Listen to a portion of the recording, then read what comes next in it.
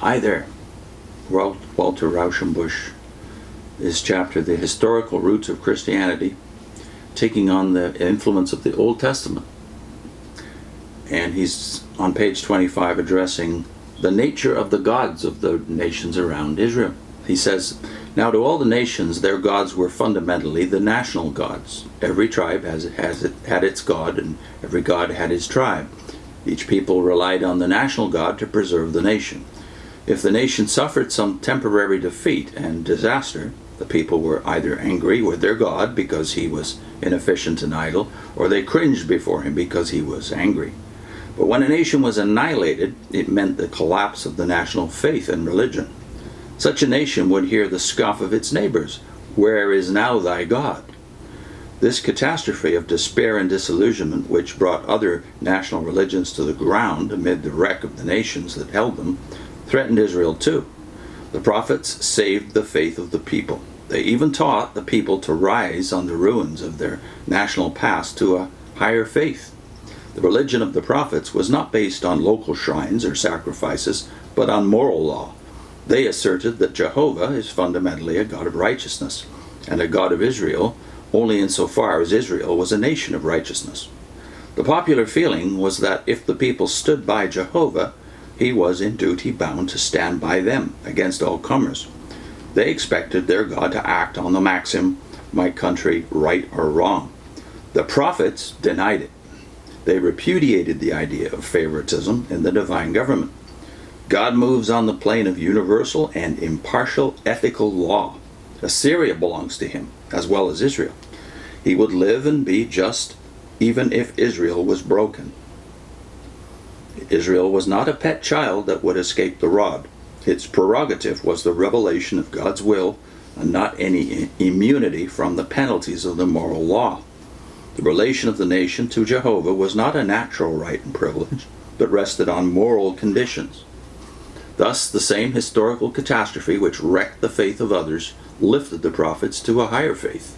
Their religion became international in its horizon and more profoundly ethical.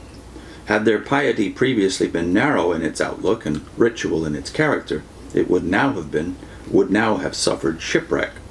The Assyrian riddle would have been insoluble, because they were men of large interest, new occasions under the inspiration of God were able to teach them new duties and new truths. They added new terms to the synthesis of truth. Their new faith at first seemed to the people a blasphemous denial of religion.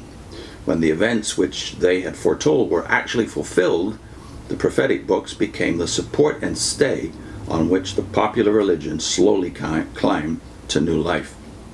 We are often told that ministers who concern themselves in political and social questions are likely to lose their spiritual power and faith. Professor George Adam Smith, in discussing the development of prophetic religion, says on the contrary, "Confine religion to the personal, it grows rancid," Smith said, "morbid. Wed it to patriotism, it lives in the open air, and its blood is pure." That's a direct quote from Smith's The Book of the 12 Prophets. I do not think so sweeping a generalization about purely private religion is just, but those who hold that the flower of religion can be raised only in flower pots will have to make their reckoning with the prophets of Israel. The very book on which they feed their private devotion and that entire religion out of which Christianity grew took shape through a divine inspiration which found its fittest and highest organs in a series of political and social preachers.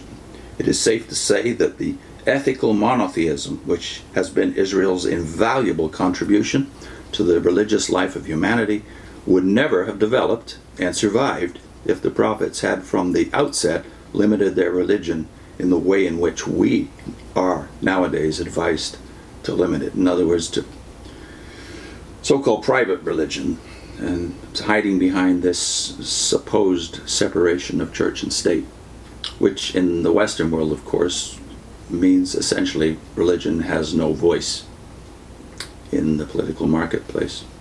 I was linking to a video we shot on Isaiah's tremendous testimony. Isaiah's two ways to power, Jerusalem versus Nineveh. The passion for wisdom versus the passion for war.